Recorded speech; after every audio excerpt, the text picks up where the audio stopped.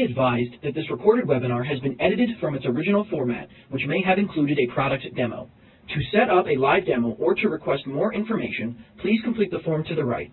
Or if you are currently not on CSE Global, there is a link to the website in the description of this video. Thank you.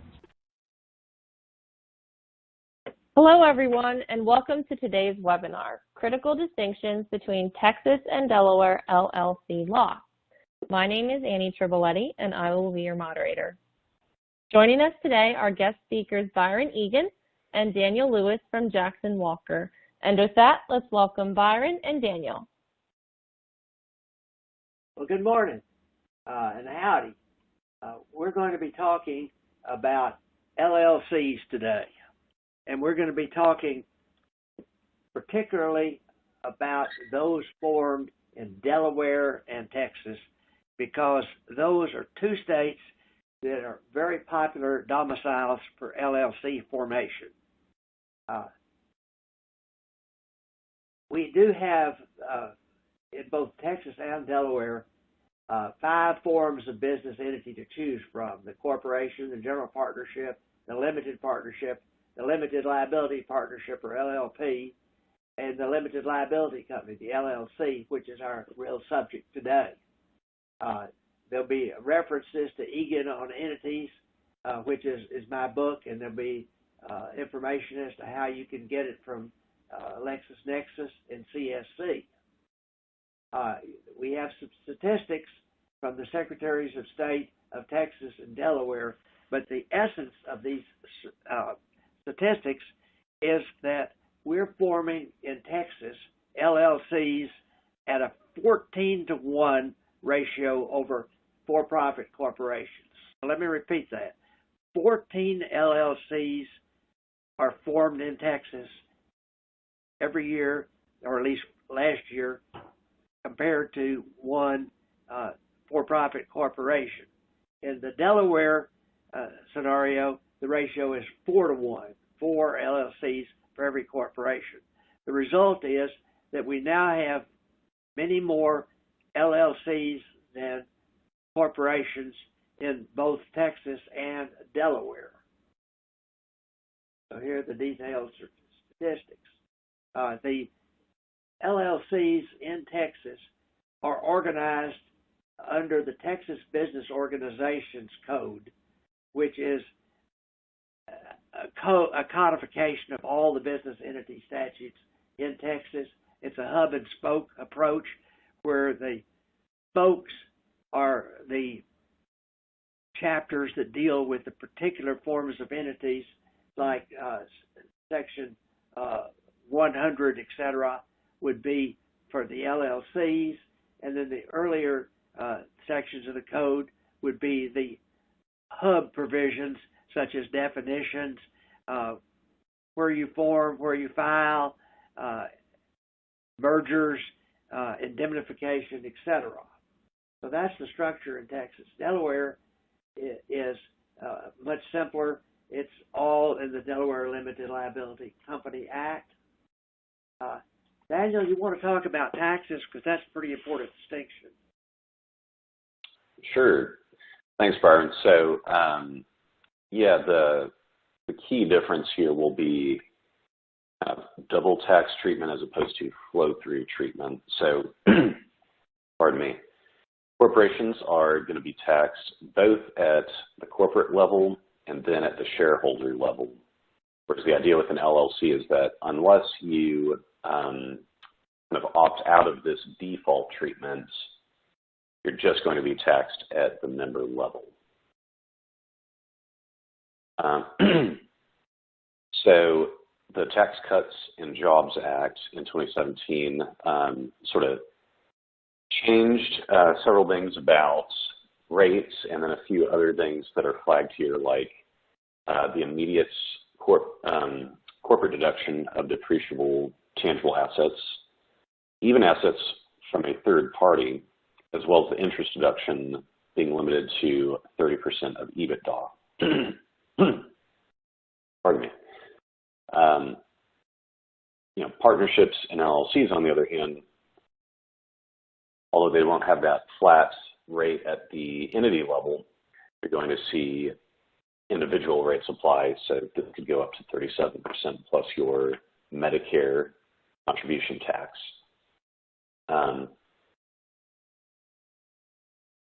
Another thing to have on your radar besides federal income tax when you're thinking about Delaware versus Texas as your state of incorporation or state of formation, that Texas will also have some margin tax. This is due by May 15th each calendar year for taxpayers, and it's going to apply to, as a blanket rule, to all business entities, but then it's going to make some pretty crucial carve-outs here. So if you're a general partnership that's not an LLP, and all your partners are individual people, like actual natural persons, and 90% of your gross income is from kind of narrowly defined passive income sources, then you don't have to sweat this. Likewise, sole proprietorships don't have to worry about the Texas margin tax either. And the tax base for this is going to be basically compensation or cost of goods sold, with this 70% business revenue or total revenue cap. And while this, kind of looks like an income tax, maybe kind of sounds like an income tax, the Texas Supreme Court says you would be wrong. In 2012, they held that this is not an income tax, and so it is applicable. So basically, you're going to make a fraction here where you figure out your gross receipts, or Texas gross receipts, apologies, and divide by aggregate gross receipts. And then your tax rate will be applied to the Texas portion of the tax base. That is 0.75%, with some exceptions on retail and wholesale businesses, which are going to be half of that rate. So, what's the cash out here? Well, these margin tax, Texas margin tax is going to change your calculus for entity selection, a little bit, but it's probably not going to be, not necessarily going to change the result. The LLC, as Byron noted at the outset, is apparently about 14 times more popular in Texas than the corporation. And you can see part of that has to do with the flexibility an LLC offers. For example, here it can elect to be taxed as a corporation or partnership, so you've got more wiggle room to do what you need to do. And Delaware doesn't have the Texas franchise tax, but it does, or Texas margin tax, but it does have kind of its own tax you got to watch out for. It's going to tax corporations at a rate of 8.7%, which is kind of high relative to other states. But there's a really, really big exemption that may very well kind of be the exception that swallows the rule here. If you're a corporation maintaining a statutory corporate office in the state, but you're not really doing business within the state of Delaware, then this is not going to apply to you. And likewise, if you're a corporation whose activities within the state of Delaware are only maintaining and managing your intangible investments, this also will not apply to you. And I would suspect that most of our listeners here today are not out there really doing business in Delaware. By and large, you're mostly just looking at Delaware as a place to incorporate, or if you're an LLC, a place to form. Speaking of LLCs, so Delaware's state income tax does not apply at the entity level to an LLC unless you've elected that. Instead, the LLC members are generally going to be subject to a Delaware personal income tax, which can get up to 6.6%. But like we saw with corporations in Delaware, there's some pretty wide exceptions that most everyone's going to fall into. So if you're a non-resident individual member of an LLC or a partnership, which Again, I suspect most of our listeners would be, although, you know, there's probably a handful of Delaware folks out there today. Then you only have to worry about the income attributable to sources in Delaware, which again is probably not going to apply to a lot of people who are listening here. And so many out-of-state corporations, LLCs, and partnerships that are not resident in Delaware don't have any income from business attributable to Delaware, can really avoid material Delaware income tax liability. Okay, so now we'll take a little bit of a look at some LLC vocabulary as it pertains to Texas. So the owners of a Texas LLC are its members, and they are basically analogous to shareholders in a corporation or the limited partners in a limited partnership. And the managers of an LLC are roughly equivalent to the directors of a corporation and can be elected by the LLC's members, just like a corporation's directors can be elected by the shareholders. Now, under the Texas Business Organizations Code, an LLC can be structured so that the members can manage it, kind of like in the case of a close corporation or a general partnership. So in that case, the members are more analogous to the general partner or GP in a general or limited partnership, but without personal liability for the entity's obligations. So that's a pretty key difference there. Under the TBOC, an individual, corporation, partnership, LLC, or other person can be a member or a manager. So you could have a situation where you've got an LLC with a corporation as the sole manager, just like it's possible to have a limited partnership with a sole corporate general partner. And now let's look a little bit at Delaware. So LLCs formed under Delaware law are going to be governed by the Delaware Limited Liability Company Act. Just as in Texas, the owners of a Delaware LLC are called members, and they're like stockholders of a Delaware corporation. So in Texas, we've got our LLC formation and governing documents considerations to think about here. So you form your LLC when you file your certificate of formation with the Texas Secretary of State, along with a little filing fee.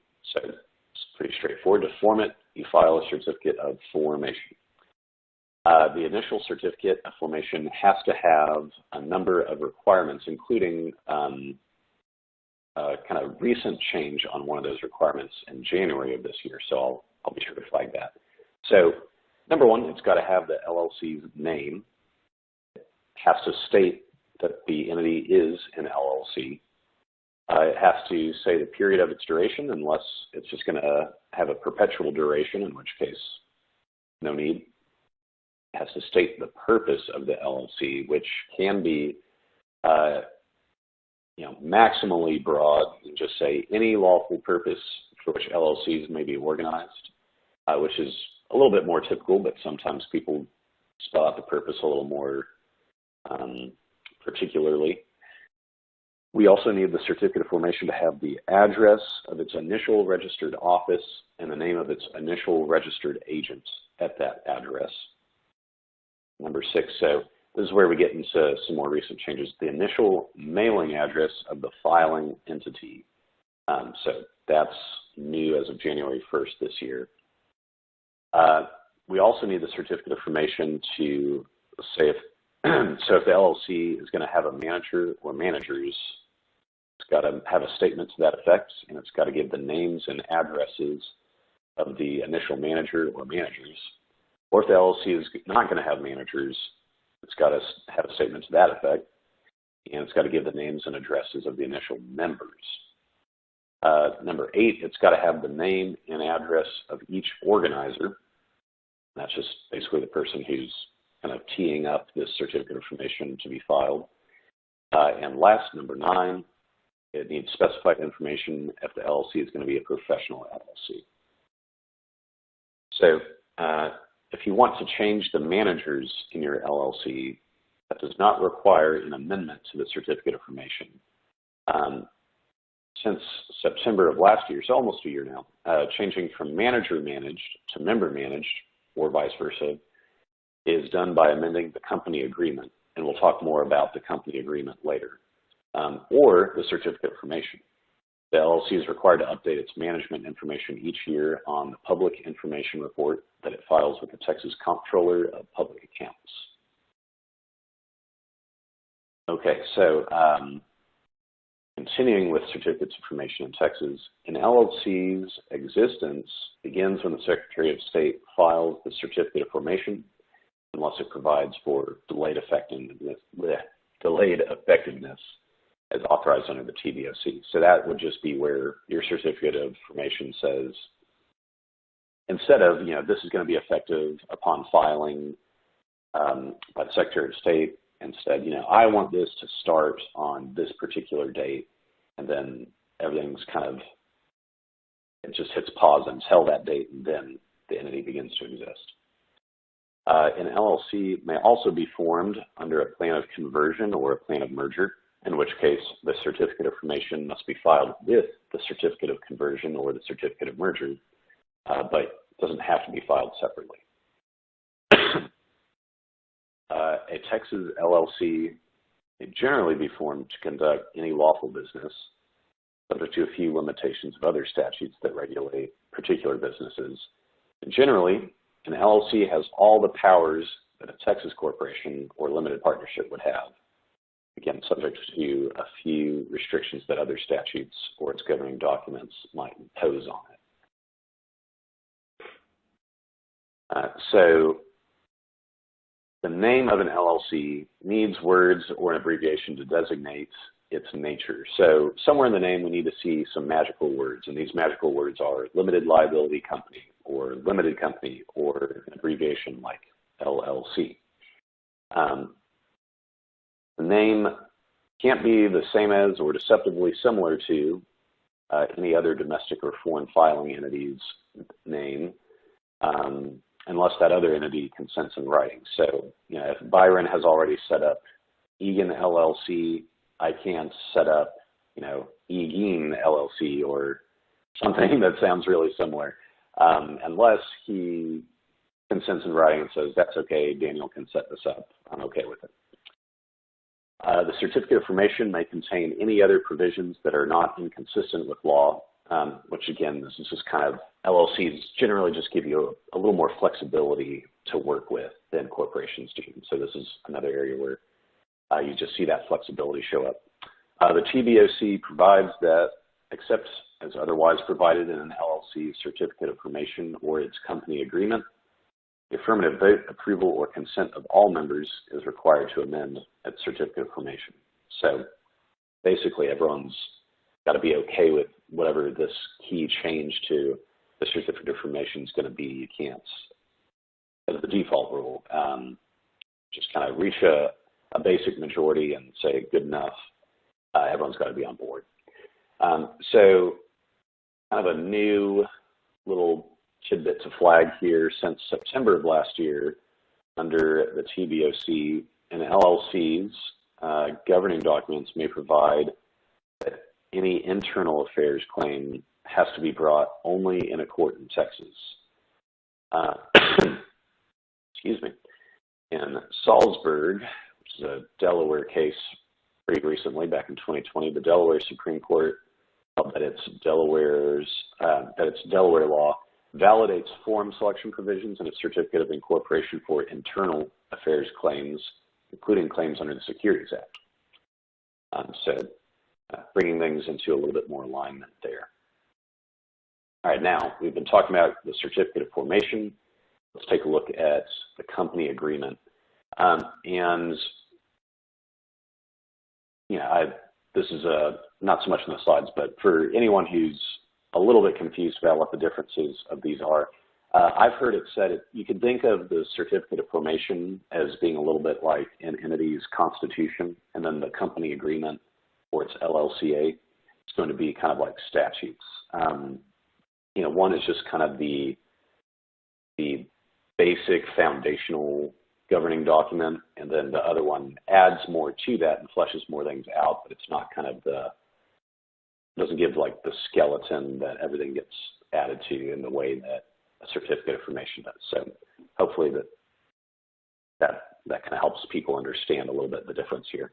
So the company agreement, most of a Texas LLC's organization and management provisions, as well as terms governing its securities, are going to be found in its company agreement. And it's usually going to have provisions that are pretty similar to what you would find in a limited partnership agreement or in a corporation's bylaws. So under the TBOC, the company agreement can be written or subject to the statute of frauds, you could have an oral company agreement. I still have not gotten to come across that in my practice, but who knows, maybe one day I will. And it controls the majority of the LLC's governance matters. Generally, it will trump default TBOC provisions that relate to LLCs. Although, be aware, Section 101.054 is going to contain certain non-waivable provisions. So, as an example, under the TBOC, the company agreement or the certificate of formation may only be amended by unanimous member consent. But if you provide for a different way to amend in either of the documents, like maybe you just want manager consent instead of unanimous member consent, then that's fine. You can amend it in that way. But you've got to say so in one of those documents to kind of opt out of that default. A Texas company agreement will usually have provisions about capital accounts and other financial and tax provisions, again, that are akin to what you would find in a typical limited partnership agreement. But the TBOC does not require that the members ever approve the company agreement, file it with the Secretary of State, or otherwise make it public. So that's a pretty key difference in the company agreement from the certificate of formation as well. Nevertheless, the members may wish to approve the company agreement and express their desire to be contractually bound under the company agreement, and this can facilitate the company agreement's enforcement and its treatment as a partnership agreement for federal income tax purposes. And again, why is it being treated as a partnership agreement under federal income tax purposes? That goes back to what we talked about with tax treatment, where an LLC is generally going to be a flow-through entity and taxed the way that a partnership would be. Under the TBOC, a company agreement is enforceable by or against the LLC, regardless of whether the LLC has signed or otherwise expressly adopted the company agreement. So that one strikes me as a little bit counterintuitive, but there you have it. Even if people didn't, give their signatures, it can be used against the entity. So looking a little bit more at Texas company agreements, the TBOC provides that a single member LLC's company agreement is enforceable even though there's only one party. So if I want to set up Daniel LLC and I'm going to be the only member, even though there's no one else really that is involved in this entity with me, it can be enforceable. Under the TBOC, a member has no right to withdraw and can't be expelled from the company unless the company agreement provides otherwise. And finally, a member who validly exercises his or her right to withdraw under a company agreement provision is entitled to receive the fair value, which, valuation can get contested, and the TBOC does not give us a definition. To receive the fair value of the member's interest within a reasonable time, unless a company agreement provides otherwise. So again, seeing a lot of that LLC flexibility there in the way it's governed.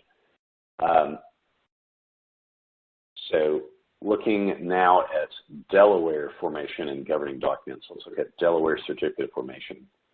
The certificate of formation, just as in Texas, must include the LLC's name, the address of its registered office, its registered agent's name, and its address for service of process, and then any other matters the members determine to include. So a little bit less info needed than you would need in Texas, but you still got to have all those basics there. And it is formed upon filing its certificate of formation with the Delaware Secretary of State. So let's look at Delaware company agreements, or LLCAs. In Delaware, the agreement is referred to as the Limited Liability Company Agreement, as opposed to, under Texas law, we saw it's being referred to as the company agreement. The term Limited Liability Company Agreement is pretty broadly defined under Delaware law to be the principal governing document of a Delaware LLC, and to encompass any agreement, written, oral, or implied, of the member or members as to the affairs of a limited liability company or its business. So, again, pretty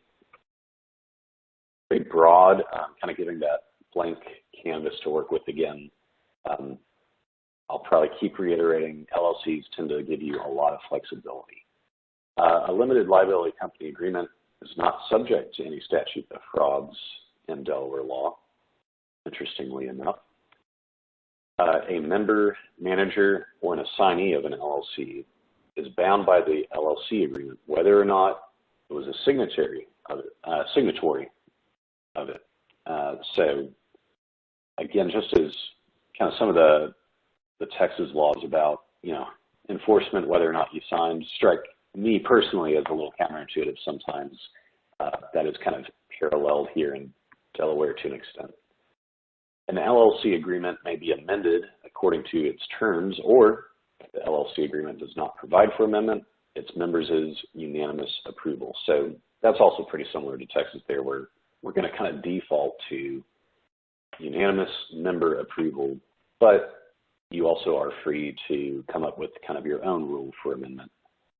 And just as in Texas, you can have a single member LLC, you can in Delaware also. Let's see.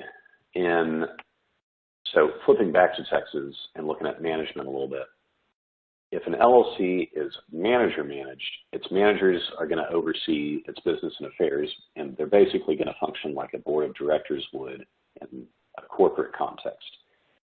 And it can designate officers and other agents to act on the LLC's behalf. A manager can be an individual, like a natural person. It could also be a corporation, or it could be some other entity. And an LLC may have a single manager that's a corporation or other entity. However, the certificate of formation or the company agreement may provide that the LLC's members will manage some or all of the LLC's business and affairs. So an LLC could be organized to run without managers, kind of like a closed corporation, or structured so managers run the day-to-day operations, but members have significant approval rights. A lot of JV or joint venture agreements are going to include things like that, where maybe I'm going to be a minority shareholder or equity holder in an LLC, but I'm a little worried that Byron's going to do something shady, and so I want to give him some capital to work with, but I don't want him to be able to start doing all sorts of crazy, unpredictable things. So our LLC agreement can have some provisions about, well, Daniel gets certain approval rights over paying down this kind of debt, or about entering into a merger or something like that. That kind of gives me a little bit of foreseeability with my investment, a little bit of negotiating power and things like that. The company agreement should specify who has the authority to obligate the LLC contractually or to empower others to do so. And it should dictate the way its managers or its members, if it's going to be member managed, the way they can manage the LLC's business and affairs. The company should specify how managers are going to be selected. How long is their term going to be? And if things go badly, can we remove them? And if so, how do we do that? So since September of last year, so it's still a fairly new provision, the TBOC authorizes governing documents to contain emergency provisions that provide alternative governance provisions, like action without a quorum or something to that effect during an emergency. The TBOC provides that the following are agents of an LLC. So 1, any officer or other agent who's vested with actual or apparent authority. 2, each manager to the extent that management is vested in that manager. 3, each member to the extent that management of the LLC has been reserved to that member. If a person named in Section 101-254A of the TVOC takes an act to apparently carry on the LLC's business in the usual way, maybe they're going to sign a document in the name of the LLC, then that person binds the LLC unless they lack authority to act for the LLC and that other third party they're working with knows they lack authority. So lenders and others dealing with an LLC can determine with complete certainty who's got authority to bind the LLC if they check its certificate of formation, company agreement, and resolutions, just like in the corporate context. So wherever verification of authority is unusual in the corporate context, it's also going to be unusual in the LLC context. And then looking at management in Delaware, under Delaware law, provisions relating to management are pretty much completely comparable to Texas law, and by and large, we're just going to let parties do what they say they're going to do in their LLC agreement. So with that, Byron, I will pass it on to you to talk about fiduciary duties. Fiduciary duties are an important reason that people choose an LLC over a corporation. If you're going to have a corporation, there are certain basic fiduciary principles that are going to be applicable, and you have relatively limited authority to vary them. On the other hand, the Texas Business Organizations Code, and frankly Delaware law, doesn't specifically specify whether members or managers have fiduciary or other duties. It doesn't even attempt to define them. It simply implies that these duties may exist under statutory provisions that permit a company agreement to expand or restrict them. And the company may even eliminate liabilities for breaching them. So if you're going to be able to restrict or eliminate, then the implication is that they exist. So in a manager-managed LLC, the manager's duty, and in the case of a member-managed LLC, the member's duty would be to the LLC, and it would be generally assumed to be fiduciary duty in nature. And the frame of reference would be the fiduciary duties of corporate directors if the company agreement doesn't say otherwise, which of course gets back to Daniel's point that in an LLC you have great flexibility of defining what the duties of the members and managers are, and people typically do so. Your manager fiduciary duty could also be determined by reference to partnership law or the law of agency.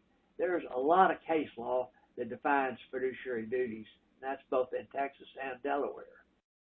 By analogy to corporate directors, managers would have the duties of obedience, care, and loyalty, and those would be considered fiduciary duties. And then have the managers would have the benefit of the business judgment rule. That means that the courts would defer to the informed business judgment of the managers. Not absolutely, but the frame of reference would be if there was an informed judgment and that related to a business matter, that the court is typically not going to second guess the elected manager. Now, like a director, you're going to be, as a manager, liable to the members for a breach of duty. And it would be really a duty to the entity itself, and that's an important distinction. The duty is owed by the manager to the entity. Now, the members may enforce the manager's duty and name it on behalf of the LLC, and that the recoveries would belong to the LLC.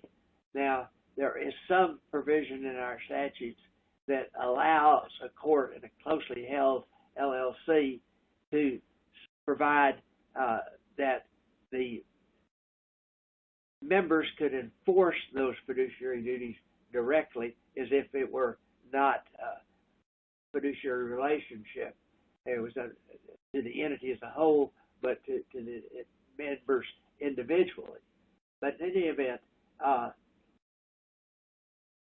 whether members owe a fiduciary duty to the members of the LLC is going to be determined by reference to corporate principles, unless, as again Daniel says, the company governing documents provide otherwise. Sections 101, 052, 054, and 401 allow company agreements to expand, restrict, or waive duties, including fiduciary duties and liabilities of managers, members, officers, and other persons to the LLC or to its members or managers. That's a great contractual flexibility. To the extent that any and all fiduciary duties are waived, essentially there would be no fiduciary duty to breach, and therefore eliminating liabilities for breach of that duty wouldn't be necessary because there wouldn't be any liability because there wouldn't be any duty. Now, another section of the TBOC, and this applies to corporations as well as LLCs and partnerships, allows for the limitation or elimination of liability to the LLC or its owners or members for breaches of fiduciary or other duties, and in the case of a member manager, of those with managers with management responsibilities, except for a breach of the duty of loyalty, an act in bad faith, or transaction by which the person receives an improper personal benefit.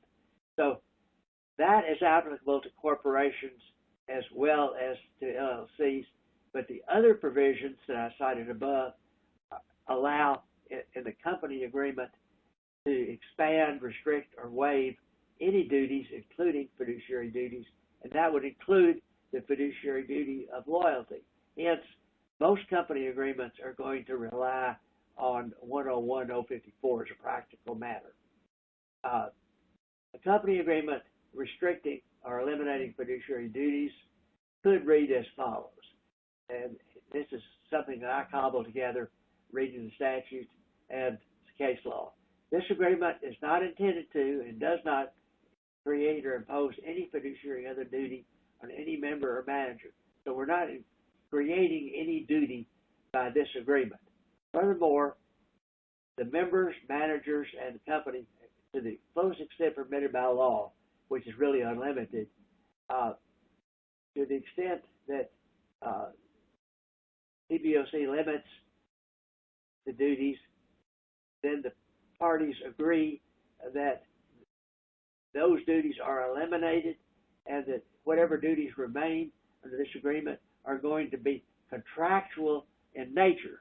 So your damages are going to be contract damages, which would be essentially the measure of damages would be actual damages, whereas if it's a fiduciary duty breach, the action is going to be an action in tort, and punitive damages would be applicable.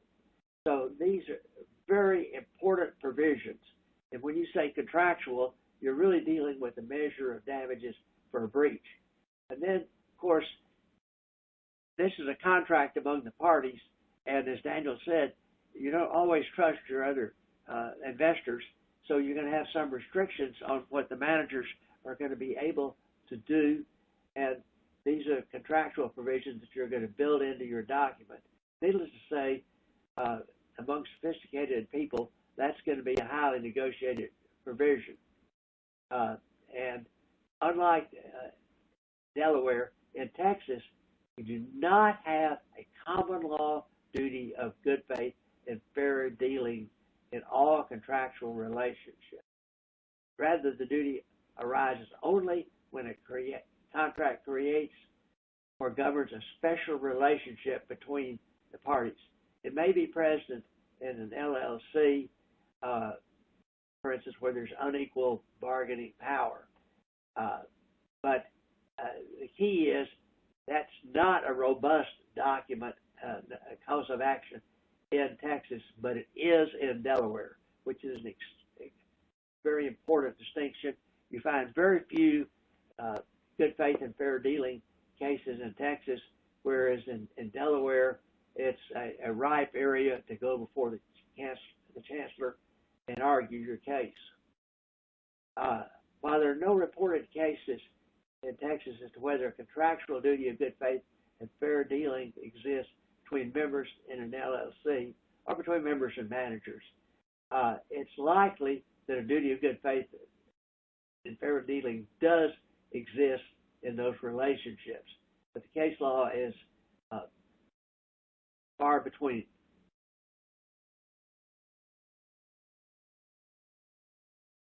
Delaware, in its statutes, includes provisions that emphasize the principles of freedom of contract and enforceability of the company agreement. But Texas does not have such a provision, although 101-401 indicates that there's a lot of latitude, as we discussed before, in modifying the duties. So it essentially gets you to the same place. 101-255, when I said to the same place, that means you can effectively eliminate your fiduciary duties in Texas as you can in Delaware. 101-255 provides, unless the company agreement or certificate of formation provides otherwise, a transaction between an LLC and one or more of its members or managers, insider transaction, in other words, is going to be valid, notwithstanding the fact that there is an insider relationship, if followers are satisfied, and that is the material facts are disclosed to the governing authority, or they're known, and it's approved by disinterested parties, or the transaction is fair. In a joint venture, the duty of a manager to all members could be an issue, since the managers would often have been selected to represent the interests of particular members. And that could be addressed by structuring the LLC to be managed by members who would then appoint representatives to act for them in the operating agreement and can run the business in the name of the members. Delaware does not, like Texas, codify member or manager fiduciary duties by statute, but recognizes that LLCs can eliminate those duties. There's been a fair bit of litigation, and the upshot of it is that the court, in one case, found references to fair dealing in the company agreement, and by that they assumed that a fiduciary relationship was created and so held. The legislature in Delaware was concerned about that, and while it adopts a contractarian approach that says that you can eliminate fiduciary duties, it does say that unless eliminated or modified in the governing documents, common law fiduciary duties apply to LLCs. Now, in Delaware, you can't be coy. You've got to be very clear as to what you're doing. And there are many cases where parties, very sophisticated parties, have bargained around what the duties of the managers to the members are, whether they're fiduciary in nature, and so on and so forth. And when they get through the very complicated provisions and a lawsuit arises, sometimes the courts just look through it and say, you know, you tried to do it, but you didn't succeed. The result is you have left the full panoply of common law fiduciary duties in place. Hence, the difference in the right word and the almost right word can be the difference in lightning bolt and lightning bug. Very important.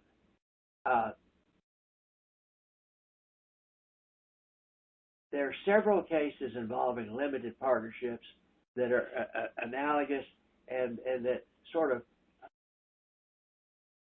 create the reference to implied covenant of good faith and fair dealing. There's one case that is particularly striking, the Gerber case, where there was the agreement provided that an affiliate could enter into a transaction with the company if a fairness opinion was received that the transaction was fair. So the parties got a fairness opinion that the transaction was fair to the entity as a whole.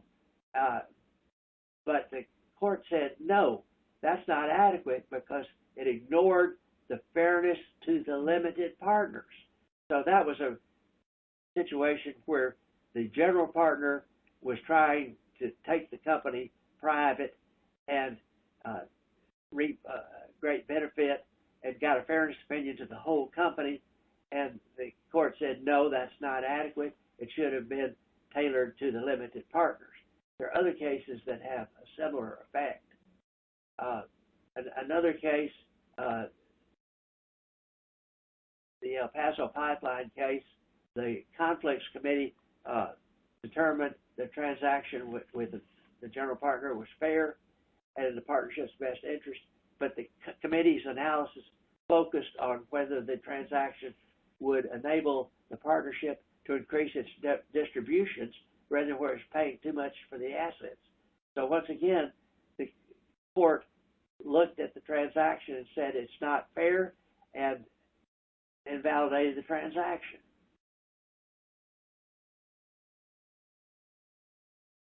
Caremark is another doctrine that is in Delaware that's not in Texas. In the Marchant versus Barnhill case, Bluebell Creameries, small Delaware corporation headquartered in Texas, made and distributed ice cream, and it had to recall its products because there was a listeria infection. Lawsuit followed. The lawsuit was the derivative suit, and the Delaware Supreme Court held that while Bluebell has food safety regulations in place and complied with those regulations, nonetheless, the board did not have a committee overseeing food safety. There was no board level process to address food safety issues and no process by which the board was expected to be advised of food safety reports. So while management got that information and thought it was doing the right thing, the court said the board has this duty to oversee, and that it failed. Hence, there's a lawsuit, and it suggests that boards of Delaware corporations have to be very, very involved in these mission-critical operations of the company. So, whereas in Texas, we would have a business judgment rule applicable, and the court would not be second-guessing what the directors did. The Boeing case is a recent example of Caremark being expanded, and there the plaintiffs sued Boeing board to recover costs associated with the crash of a couple of jetliners, and alleged directors failed to monitor themselves airline safety before the crashes and didn't appropriately respond. So, short of it is, directors have a duty in Delaware to be active in addressing the safety issues of a company. But as I said, it hasn't been adopted. So we ought to talk about joint ventures. And Daniel, do you want to do that? Sure thing. So a joint venture, pardon me, is a relationship usually between two or three entities that have a defined objective. It's usually going to take the form of a contract or an entity. And so you'll often hear this in the industry simply called a JV. Traditionally, a JV was thought of as a limited purpose general partnership, but today a JV is almost always going to be an LLC. And so contributions to a JV can range from an established business unit with people and knowledge to cash or a license of IP. Maybe, one party has the technology, but they don't have the funds or the marketing muscle or something.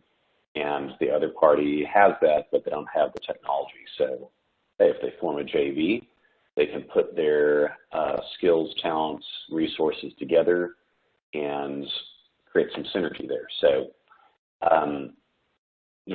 expectations range from development of a product or a project to just a standalone business, where maybe your exit strategy is, hey, one day we're going to take this public, or we're going to sell this JV, in which case we're going to have a lot of transfer restrictions in our LLC agreement to make sure no one is exiting or trying to sell in an unexpected way. And so in the U.S., an LLC is the entity of choice for JVs. And again, like we keep saying throughout, because of that flexibility, you can add so many provisions that are going to be helpful if you're a JV, if you're using an LLC agreement. So if you're thinking about Texas law, Dernick Resources, Inc. is a situation that illustrates the dangers of using the term joint venture in a contractual agreement that might not actually be a joint venture. That was an oil and gas drilling and production contract that called itself a joint venture agreement. And, that was held to create some fiduciary duties and have some rather unintended results. So just be aware of that. And if you want to learn a little bit more about that, you can check out EGAN on Entities, Section 1.5.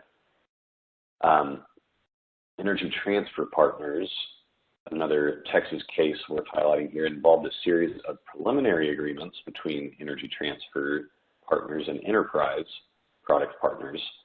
So ETP and Enterprise entered into these preliminary agreements, and it said that obligations of the parties are going to be conditioned on executing a definitive joint venture agreement and approvals by their respective boards. No definitive JV agreement ever was signed. The parties proceeded to spend a lot of time and money on the project, and they were kind of holding themselves out to the public as a joint venture, that has been formed. It's getting marketed, and the parties' marketing efforts did not produce enough commitments to ship the new pipeline to meet their agreed minimum threshold. So, as tends to happen when things go south, a lawsuit cropped up. So Enterprise terminated its participation in the project, and shortly after that entered into agreements with another large pipeline company, and ETP was not thrilled. So they sued Enterprise in state court and said, hey, I thought we had this JV agreement. You breached it. And if we've got this JV agreement, you have some fiduciary duties that you owe. So notwithstanding express provisions in their preliminary agreements that no party was going to be bound until definitive agreements were signed, ETP said, and the jury agreed with them, the parties' ensuing conduct served to form a Texas law general partnership. And so Enterprise's negotiation and agreement with that other pipeline breached their fiduciary duty of loyalty. And that had some pretty hefty consequences to the tune of $535 million. But the Texas Supreme Court held that no partnership was created because the NDA and the letter of intent specifically provided that no party was bound to proceed with the transaction unless and until a definitive agreement was executed. And that never happened. So it's all, it almost feels a little bit silly, but you got to be real careful about if you start to enter into these preliminary agreements that kind of spell out obligations and condition things, you got to make sure you actually follow through with that. And it also is kind of an interesting little example of how even when you don't have definitive documents, you know, like for a moment there, it looks like before we got to the Texas Supreme Court that, hey, you know, maybe ETP's got something here where, yeah, we didn't have a definitive document, but this could kind of start to look like a general partnership, so you just got to be aware of that. And that brings us to business combinations. Byron, would you like to take us through that? Sure. Basically, Texas law allows an LLC to merge with one or more LLCs or other entities. You got to have a written plan of merger. It's got to be approved as provided in the governing documents, and that's typically going to require the members to approve it. You can also convert to another form of entity. Delaware is essentially going to be the same as Texas in terms of normal mergers. But Texas has something unique. It will allow any form of entity to merge into itself, which is effectively dividing itself, and form one or more new entities. And it's an efficient way to divide up a company by a plan of merger without going through a variety of assignments. Key to that, though, is that you cannot do that to prejudice the rights of creditors.